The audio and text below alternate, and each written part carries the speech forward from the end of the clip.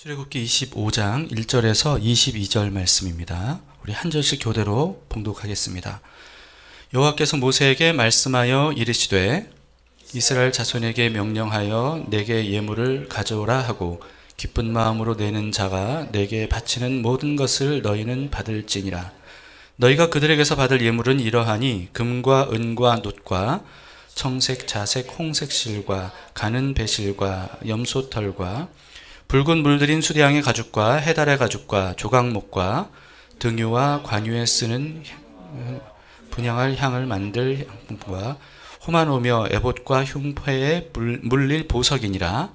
내가 그들 중에 거할 성소를 그들이 나를 위하여 짓되 물은 내가 내게 보이는 모양대로 장막을 짓고 기구들도 그 모양을 따라 지을지니라.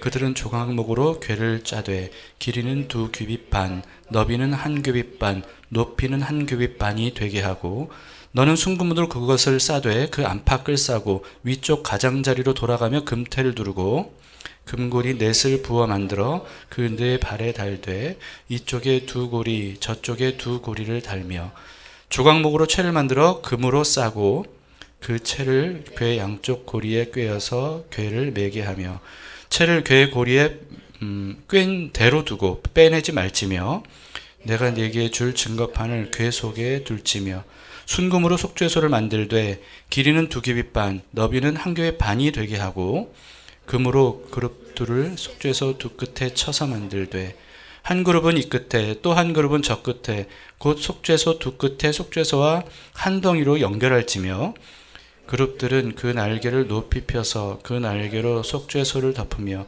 그 얼굴을 서로 대하여 속죄소를 향하게 하고 속죄소를 궤 앞에 얹고 궤 위에 얹고 내가 네게 줄 증거판을 궤 속에 넣으라. 거기서 내가 너와 만나고 속죄소 위 곧 증거궤 위에 있는 두 그룹 사이에서 내가 이스라엘 자손을 위하여 네게 명령할 모든 일을 네게 이르리라. 아멘. 네, 앉으시겠습니다. 하나님의 말씀입니다. 출애굽기 19장부터 마지막 장까지는요, 장소적으로는 시내산에 있을 때입니다. 그러니까 이스라엘 백성들이 시내산에 진을 치고 머물러 있을 때 하나님께서 주셨던 말씀들이죠. 거기서 하나님은요, 모세를 통해서 이스라엘과 특별한 언약을 맺으셨고요. 그리고 십계명과 율법을 백성들에게 주셨습니다. 오늘 본문은 그 중에서도 가장 중요한 것을 명하시는 말씀이에요. 8절을 보시겠습니다. 가장 중요한 게 뭔지 보세요.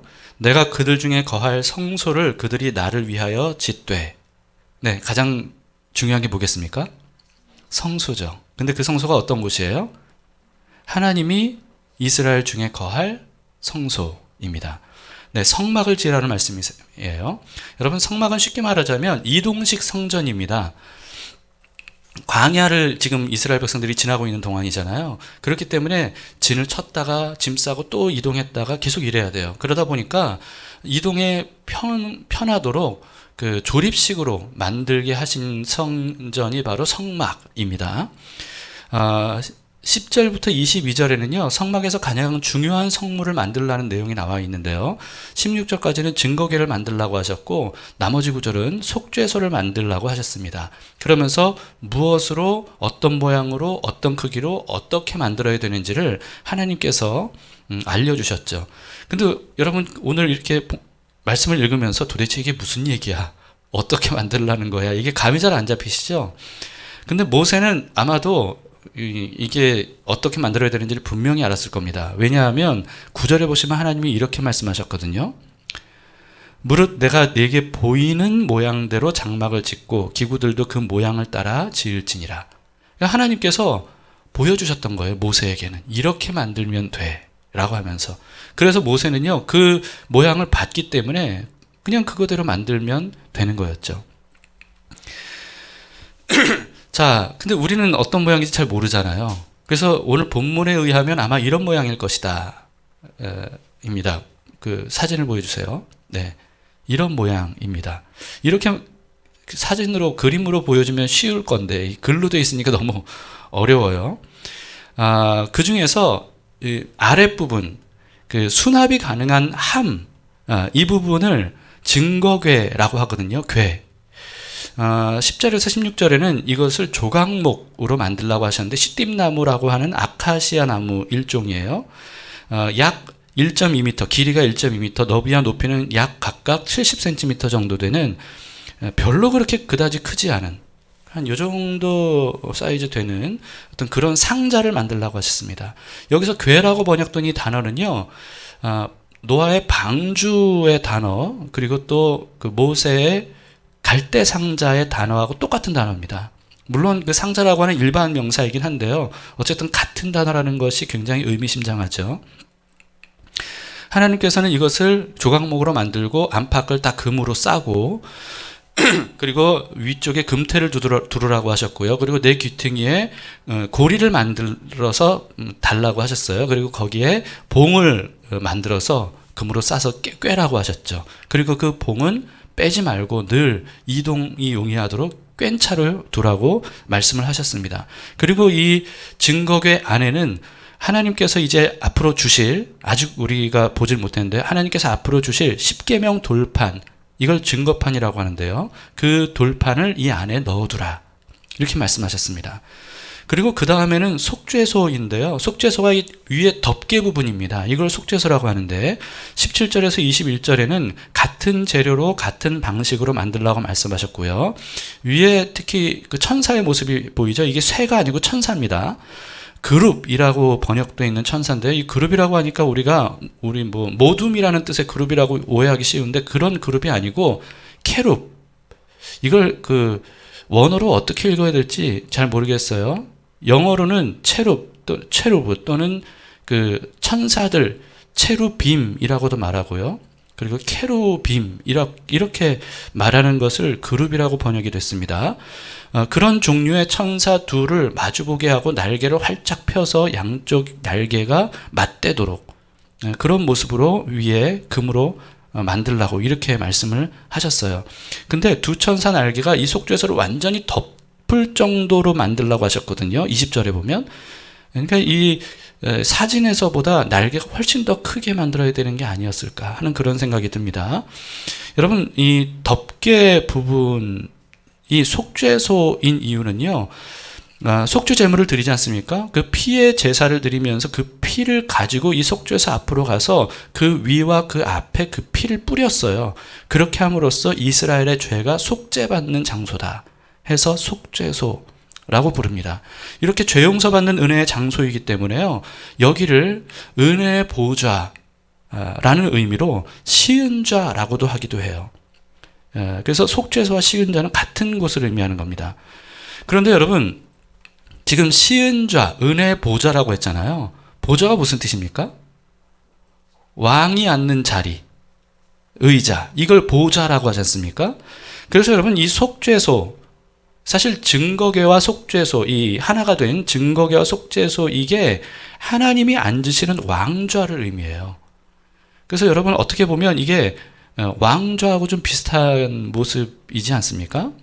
그래서 하나님께서 성막 또는 성전에 불로, 구름으로 강하게 임하셨을 때, 엄청난 영광 중에 임하셨을 때 정확히 어디에 임하신 거냐 하면 이 성막 중에서, 지성소 중에서 이 시은좌, 은혜의 보좌에 하나님이 앉으신 것이다, 임재하신 것이다, 이렇게 볼 수 있는 거죠. 자, 22절에 보시면 하나님께서 이렇게 말씀하십니다.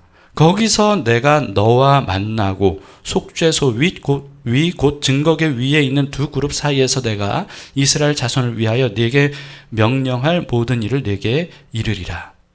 그러니까 이 시은좌라고 불리는 속죄소 위에 하나님이 임재하셔서 왕좌에 앉듯이 임하시면, 그러면 거기서 하나님께서 백성들과 만나시고, 정확히는 오늘 본문에서는 모세와 만나시고, 그리고 또 거기서 하나님께서 백성들이 어떻게 살아야 되는지를 말씀해 줄 것이다. 왕으로서 명할 것이다. 이렇게 말씀하시는 거죠. 여러분, 그런 의미에서요, 이 성막은요, 하나님과 이스라엘이 만나서 소통하는 이 만남의 광장, 만남의 장소라고 볼 수 있는 것이 바로 이 성막입니다. 근데 사실 만남의 장소라고 하기에는요, 이 속죄소에서 하나님 앞으로 나아가기까지 절차가 굉장히 복잡하고 엄청나게 까다로웠습니다. 이 증거기와 속죄소는요, 성막의 가장 안쪽인 지성소라고 하는 곳에 놓여졌고, 그리고 휘장으로 완전히 가려졌는데요. 이 휘장 안으로 들어갈 수 있는 사람은 대제사장밖에 없었고요. 대제사장도 1년에 딱 한 번, 대속죄일이라고 하는 그날만 아주 까다로운 절차를 통해서 흠없는 제물의 피를 들고, 그러면서도 목숨을 걸고 들어가야 되는 곳이었어요. 왜냐하면 사람에게 조금이라도 죄와 흠이 있으면 그러면 누구를 막론하고 거룩하신 하나님 앞에서 죽을 수밖에 없었거든요. 그러니까 까다로운 절차에 혹시 하나라도 이게 실수가 있으면 대제사장이 거기에 1년에 한 번 들어갔다가 죽을 수도 있는 겁니다. 그래서 죽었나 안 죽었나 확인하기 위해서 방울줄을 달고 들어갔죠. 여러분, 근데 이것은요, 하나님이 그 사람을, 안 죽어도 되는 사람을 죽이시는 게 아니고요, 사람이 죄와 흠이 있는 상태로는 절대로 하나님의 거룩하심과 영광을 감당할 수 없기 때문에 그냥 죽게 되는 겁니다. 예를 들면 이걸 어떻게 설명할 수 있을까 생각해 봤는데요. 사람이 우주복 없이는 우주에서 살 수 없잖아요. 그렇죠? 우주에 근데 우주복이 없어. 우주에 또는 어떤 흠이 생겼어. 여러분, 그러면 그 사람은 거기서 죽을 수밖에 없는 겁니다. 말하자면 그런 식인 거죠. 그래서 속죄를 위한 피의 제사가 필요했던 거고요.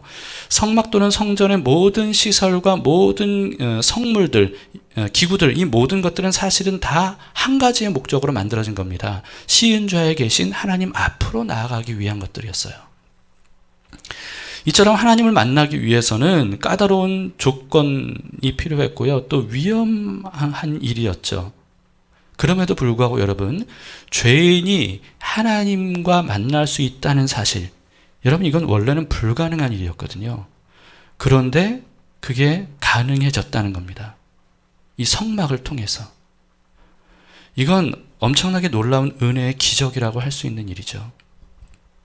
본래 죄인은 하나님을 만날 수가 없습니다. 만나는 것은 불가능해요. 아까 말씀드렸듯이 여러분, 그 우주복이 없으면 우주에서 사람이 살지 못하는 것처럼 하나님 앞에 사람이 만날 수 있다는 것, 이건 불가능한 일이었습니다.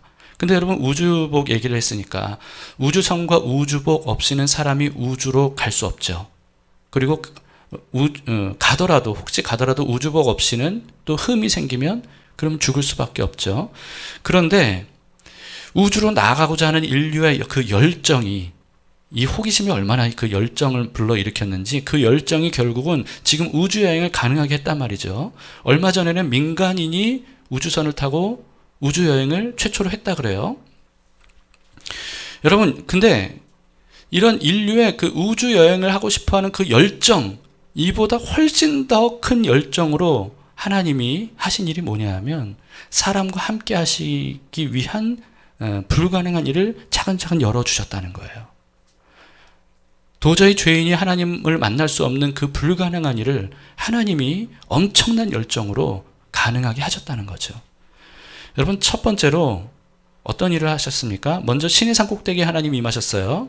그런데 시내산 꼭대기에 하나님이 임하신 그 출애굽기의 기록을 보면요, 하나님께서 시내산 주변에 경계를 두르시고 그 경계 안으로 아무도 들어오지 못하게 했습니다. 신신당부하셨어요.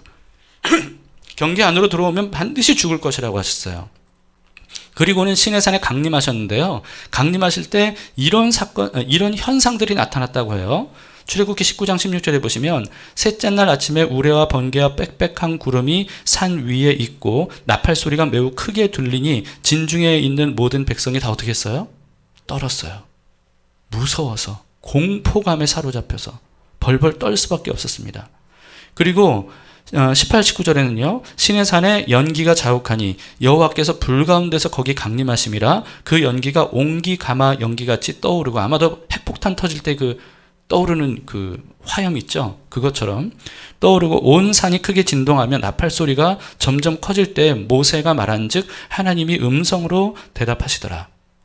여러분, 하나님께서 이스라엘에게 눈에 볼 수 있는 방식으로 임하셨던 사건이에요. 그런데 그 방식이 어떤 방식이었어요? 모세 외에는 아무도 가까이 할 수 없도록 정말 그 시내산 꼭대기에 임하셨는데, 그 시내산 꼭대기에 누구도 범접할 수 없는, 무서워서 벌벌 떨 수밖에 없는 압도적인 광경으로 임하셨다는 거예요. 자, 그런데요, 하나님은 거기서 멈추지 않으시고 백성들과 더 가까워지고 싶어 하셨습니다. 그래서 하나님의 임재가 시내산 꼭대기에서 백성들 안으로 들어오는 사건이 일어나요. 그게 뭐냐면 성막과 속죄소를 통해서입니다. 그래서 하나님이 성막과 속죄소를 만드시라고 하신 거예요. 근데 이때는요, 이미 이방 나라들에는 지구라트라고 하는 신전들이 있었습니다. 여러분 지구라트 아십니까? 엄청나게 큰, 그러니까 피라밋, 그 대피라밋 말고요, 일반 피라밋 사이즈의 엄청난 크기의 신전들이에요. 그 고대에 그런 신전들이 즐비했습니다. 지금 수천 년이 지난 지금도 그 유적지를 가서 보기만 해도 그 규모에 놀랄 정도의 그런 규모의 지구라토들이죠. 바벨탑도 지구라토의 하나였을 것이다, 이렇게 말하고 있어요. 그런 큰 규모를 통해서 이방인들은요, 자신들이 섬기는 이방 나라 우상들이 얼마나 큰 위엄을 가지고 있는지를 그런 엄청난 크기의 지구라트 신전을 통해서 보여줬던 겁니다. 그런데요, 하나님은 오히려 반대였어요. 지구라트는 비교할 수 없는 시내산 꼭대기에 아무도 가까이 할 수 없는 영광스러운 모습으로 임하셨던 하나님께서 백성들과 더 가까워지기에 선택하셨던 건 뭐냐 하면 작고 초라한 이동식 성막이었습니다. 그리고 왕자라고 하기에는 너무나도 작고 초라한 증거궤와 시은좌를 만들라고 하셨던 거예요.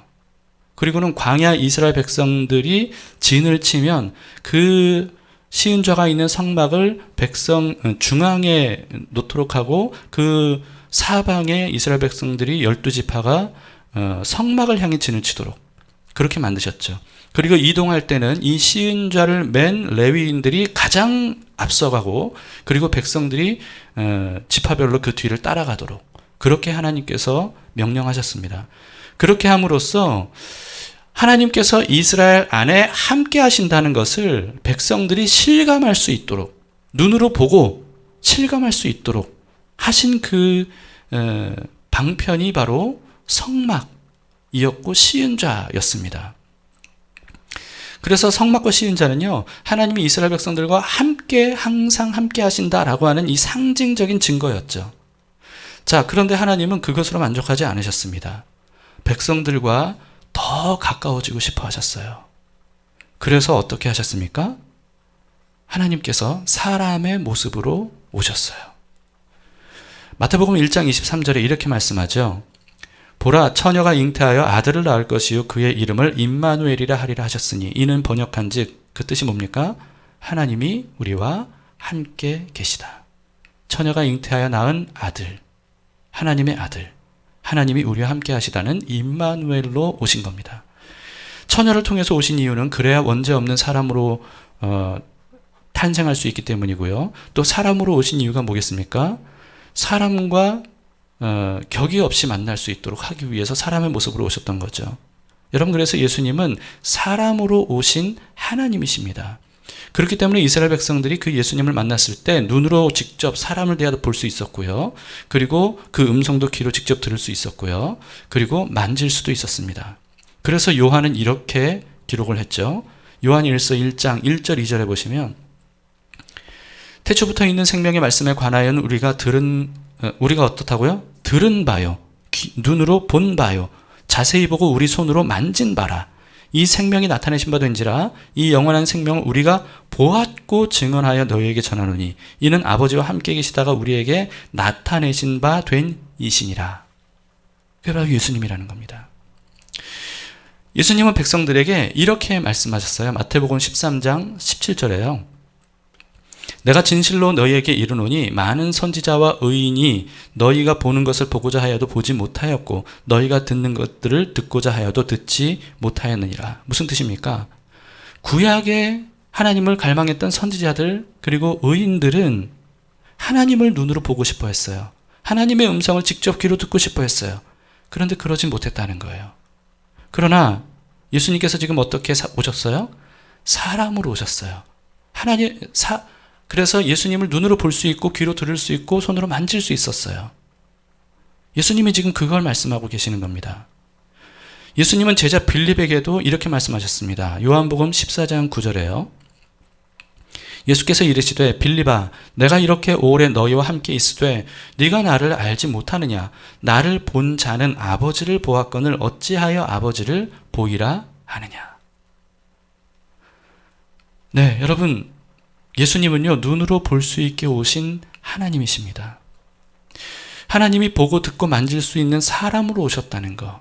여러분 이것은 우리에게는 너무 익숙한 이야기지만요. 그러나 사실 알고 보면 사실은 불가능한 일입니다. 정말 상상조차 할 수 없는 일이었어요. 그래서 많은 사람들이 이스라엘 백성들이 예수님을 믿지 못했던 거예요.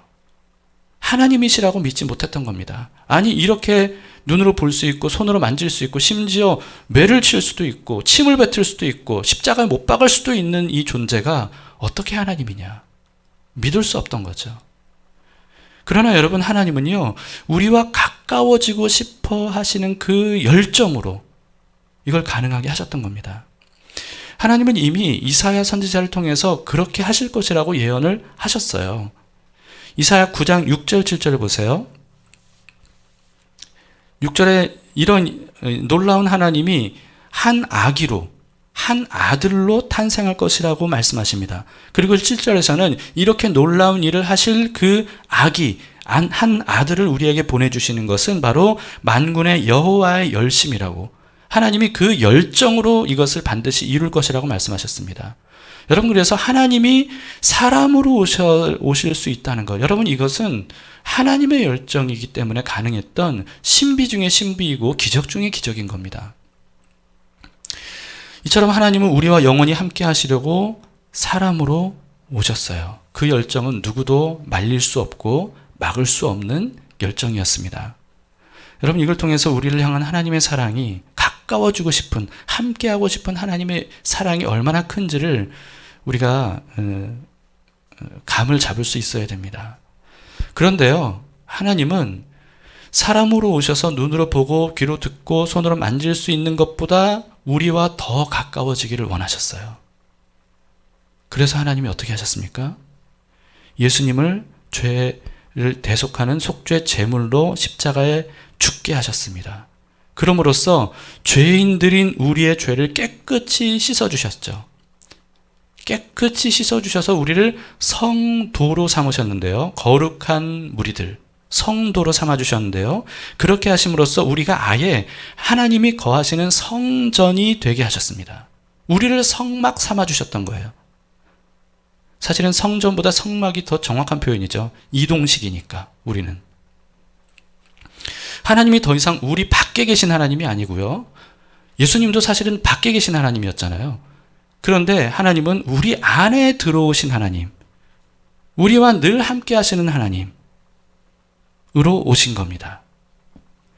예수님이 이렇게 기도하셨어요. 요한복음 17장 23절에 곧 내가 그들 안에 있고 아버지께서 내 안에 계시어 그들로 온전함을 이루어 하나가 되게 하려 함은 아버지께서 나를 보내신 것과 또 나를 사랑하신 같이 그들도 사랑하신 것을 세상으로 알게 하려 함이로소이다.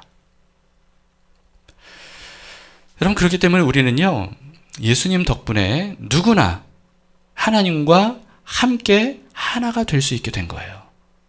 여러분 예수님을 믿으십니까? 예수님의 십자가가 나의 대속 죄물이 되신 것임을 믿습니까?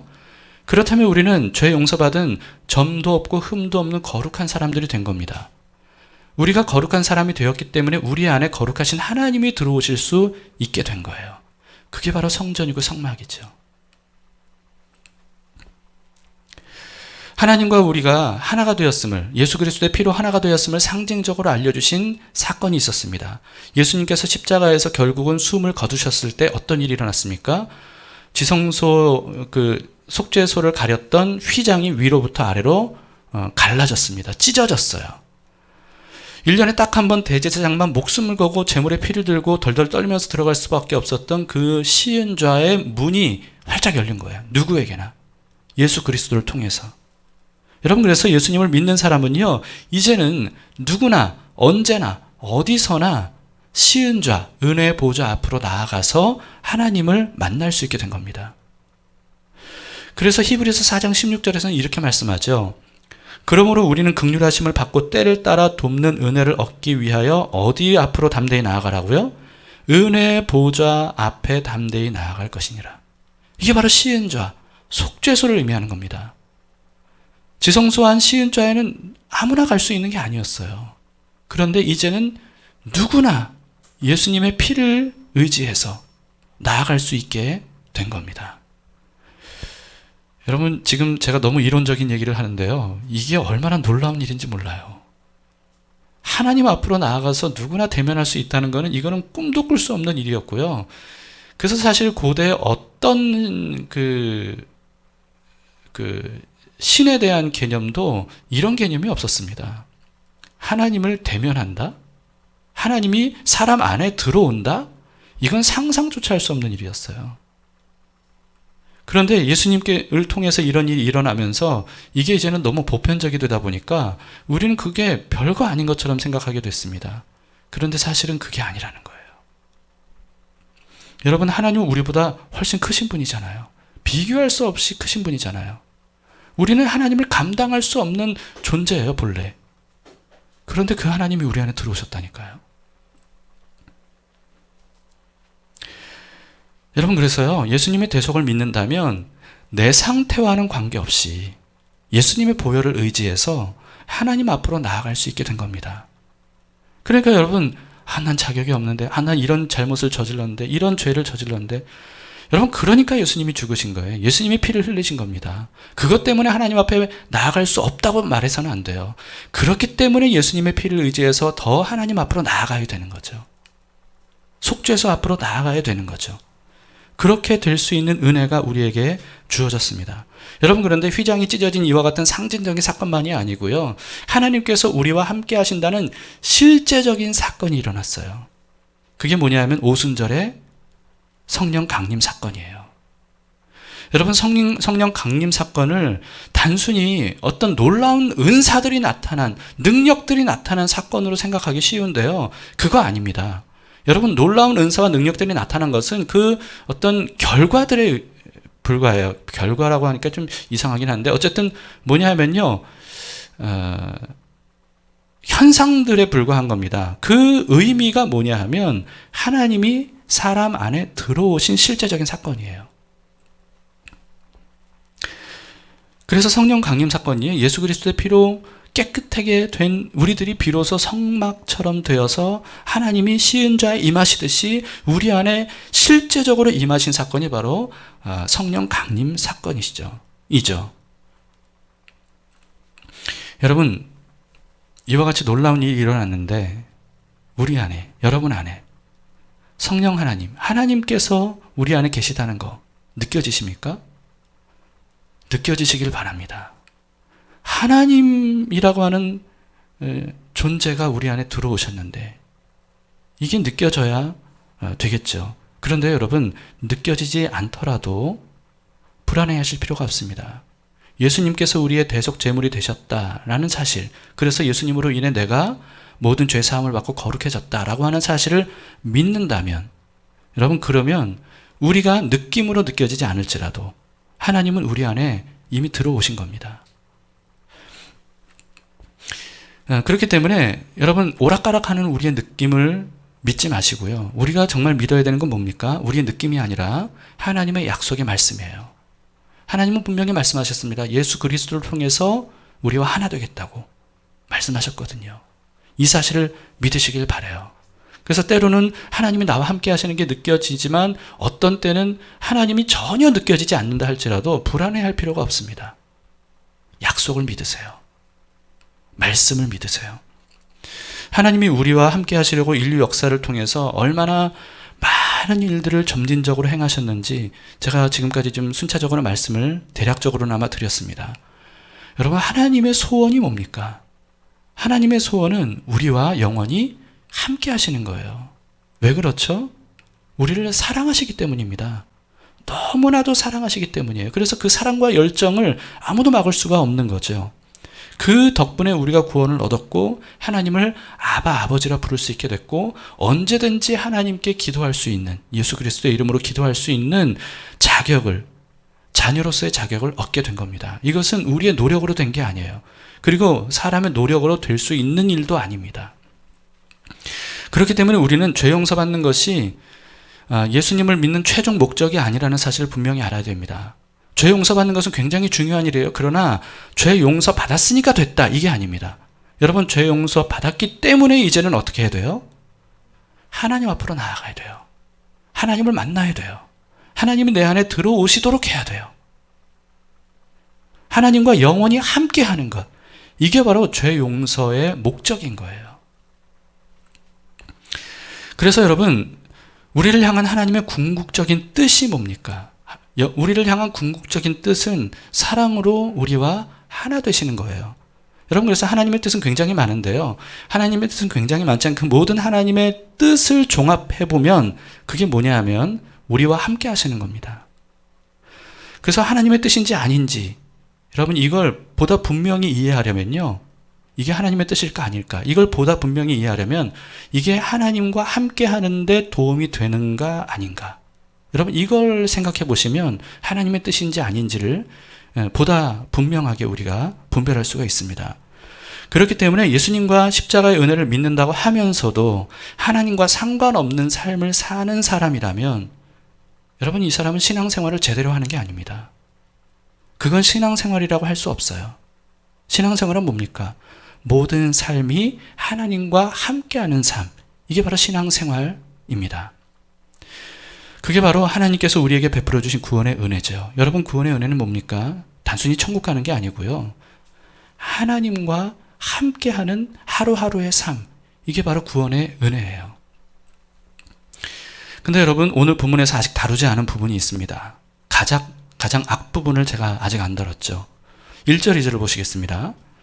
여호와께서 모세에게 말씀하여 이르시되 이스라엘 자손에게 명령하여 내게 예물을 가져오라 하고 기쁜 마음으로 내는 자가 내게 바치는 모든 것을 너희는 받을지니라.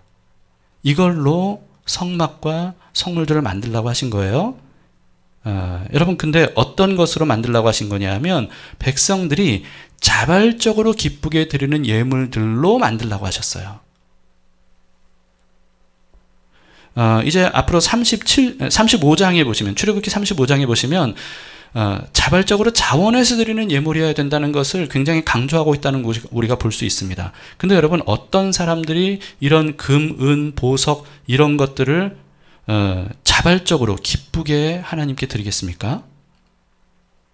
어떤 사람들이요? 자발적으로 이런 걸 드릴까요? 하나님이 우리와 함께 하시는 것이 이 보물보다 훨씬 더 가치 있고 소중한 일이다 라고 하는 것을 믿는 사람이겠죠. 하나님이 우리와 함께 할 수만 있다면 내가 가진 전부를 다 드릴 수 있다. 다시 말해서 내가 가진 전부보다 하나님이 나와 함께 하시는 것이 훨씬 더 가치 있고 훨씬 더 바라는 일이다. 이런 마음을 가진 사람이 자기가 가지고 있는 보물들을 하나님께 아낌없이 드리겠죠. 그리고 그런 마음으로 드린 예물을 통해서 하나님이 성막과 성물들을 만드셨고 거기에 하나님이 임하셨던 겁니다. 그 당시 성막은 지극히 제한적인 방식으로 하나님을 만나는 것이었어요. 그럼에도 불구하고 간절히 하나님이 함께 하시기를 바라는 사람들은 이런 보물을 하나님께 아낌없이 드릴 수 있었던 겁니다. 여러분, 우리는 어떻습니까? 하나님과 함께 하는 삶, 얼마나 갈망하고 계신가요? 얼마나 갈망하고 계십니까? 하나님과 함께 하기 위해서 자발적으로 하나님께 헌신할 마음을 얼마나 가지고 계신가요? 여러분, 우리는 너무나도 하나님과 함께하는 삶에 대해 소극적이거나 또는 수동적이지 않습니까? 교회당 건물을 위한 헌금을 의미하는 게 아닙니다. 여러분, 교회 건물은 성전이 아니에요. 성막이 아닙니다. 구원받은 우리가 성전이에요. 다시 말해서 하나님이 우리 안에 거하시도록 하기 위해서 우리가 얼마나 헌신할 마음이 있느냐, 나를 하나님께 드릴 마음이 있느냐 라고 하는 겁니다. 여러분, 하나님이 우리 안에 거하시게 하려면요, 우리의 모든 것을 하나님께 드려야 됩니다. 예수님께서 하신 유명한 비유 중에 밭에 감추인 보화 비유가 있죠. 자기가 가진 모든 전 재산을 다 팔아서 그 보화가 감추어진 밭을 샀다 그랬어요. 그리고 그 다음 비유가 뭐죠? 극히 값진 진주 하나를 발견한 사람 비유입니다. 그 진주 하나를 사기 위해서 자신의 전 재산을 다 팔았다 그랬어요. 여러분, 이게 바로 우리에게 필요한 겁니다. 하나님과 함께하는 삶을 위해서 우리 전부를 다 헌신할 마음이 있느냐라고 하는 거죠. 어떤 사람이 그렇게 합니까? 내 전부보다 하나님을 더 소중히 여기는 사람. 하나님과 함께하는 삶이야말로 내가 가진 전부보다 훨씬 더 귀중하다는 것을 마음에 가지고 있는 사람. 이런 사람이 그렇게 할 겁니다. 대부분의 기독교인들이요, 하나님의 구원과 도우심은 원해요. 그러나 하나님을 삶의 중심으로 모시는 일에는 별로 관심을 갖지 않습니다. 거기에 특별히 헌신하고 싶어 하지 않아요. 자신이 원하는 것을 얻기 위해서 하나님께 어느 정도의 헌금은 합니다. 원하는 게 많을수록 많은 헌금을 드리는 사람이 있어요. 그러나 하나님과 항상 함께하기 위해서 자신의 모든 것을 하나님께 드리는 사람은 굉장히 드문 것 같습니다. 하나님과 함께하는 것, 여러분, 이것이 가장 큰 은혜이고 가장 가치 있는 일이라는 것을 우리가 알고 있느냐라고 하는 거죠. 우리는 하나님이 당연히 우리와 함께 하신다고 생각해요. 근데 여러분, 당연한 게 아닙니다. 사실은 불가능한 일이에요. 죄인인 우리가 어떻게 하나님과 영원히 함께 하겠습니까? 이건 불가능한 일이에요. 말씀드렸듯이 우주복 없이 우주에서 살아남는 것만큼이나 불가능한 일입니다. 그런데 예수님께서 그 일을 가능하게 하셨어요. 목숨 걸고 하셨습니다. 목숨을 내놓고 그걸 하셨어요. 그 덕분에 하나님이 우리와 함께 하시게 된 겁니다. 손바닥도 마주쳐야 소리가 난다고. 여러분, 이제 우리 차례예요. 우리가 어떻게 해야 되겠습니까? 이스라엘 백성들이 아무도 자기의 예물을, 보물을 하나님 성막을 위해 드리지 않았다면 여러분, 성막 만들 수 없었습니다. 지성소, 그리고 또 시은자 만들 수 없었어요. 그들은 모두 다 하나님을 버린 셈이 되는 겁니다. 하나님과 함께하고 싶어 하지 않은 거예요. 혹시 우리가 그러고 있지 않습니까? 여러분, 우리가 정말 하나님과 함께하기를 원한다면 하나님께서 우리에게 주신 것들을 아낌없이 하나님께 돌려드릴 수 있어야 됩니다. 오해하지 마세요. 전 재산을 팔아서 교회에 바치라는 뜻 아닙니다. 우리의 삶을 주님께 전부 헌신해야 된다는 거예요. 나를 주님의 성전이 되도록, 내 안에 시은자의 하나님이 임하시도록, 그분이 우리의 왕이 되시도록 하는 삶. 자기를 부인하고 자기 십자가를 지고 가는 사람만이 나를 따를 수 있다라고 말씀하신 것이 바로 그런 의미입니다. 우리의 생명보다 더 소중한 것이 있다면 그것은 바로 하나님과 영원히 함께하는 것입니다. 왜 그렇습니까? 여러분, 우리의 생명은 언젠가는 끝이 나죠. 그러나 하나님과 영원히 함께하면 우리에게 영생이 주어지기 때문에 그렇습니다. 아니요, 하나님과 함께하는 삶 그 자체가 영생입니다. 영원하지 않은 것을 팔아서 영원한 것을 우리가 얻는다면 여러분, 그것은 지혜로운 일이죠. 말씀 마치겠습니다. 우리와 더욱 가까워지고 영원히 함께 하시기 위해서 하나님께서 행하신 그 엄청난 열정들을 보세요. 사랑으로 행하신 그 엄청난 놀라운 일들을 여러분 한번 생각해 보시기 바랍니다. 하나님께서 왜 그렇게까지 하셨을지를 우리가 깊이 묵상해 보면 우리가 하나님과 영원히 함께하기 위한 어떤 헌신도 결코 헛되지 않을 것이라는 것을 우리는 쉽게 알 수가 있을 겁니다. 여러분, 그래서 어떤 대가를 치르더라도 하나님과 함께하는 삶에 필사적으로 나아갈 수 있기를 바랍니다. 예배, 말씀, 기도, 공동체, 교회 공동체, 여러분 생명보다 더 소중하게 여겨야 될 영원한 가치입니다. 오늘도 예배를 드리는 여러분, 온라인 예배 드린다고 해서 그 예배가 현장 예배보다 더 못한 예배가 되어서는 안 됩니다. 예배를 위해서 최선을 다하시기 바라요. 하나님의 임재 안에 있기 위해서, 하나님과 함께하기 위해서 최선을 다하시기 바랍니다. 예배를 위해서 헌신하는 뭔가가 있어야 돼요. 뭔가 지불하는 대가가 있어야 돼요. 그래야 거기에 우리의 마음이 담깁니다. 말씀하셨죠? 보물이 있는 곳에 너의 마음이 있다. 여러분, 우리가 이것보다 더 하나님과 함께하기를 원합니다 라고 하는 그런 것을 내놓아야 됩니다. 하나님 앞에. 그런 마음으로 우리가 예배를 드리고 하나님과 더불어 함께 살아가실 수 있기를 바랍니다.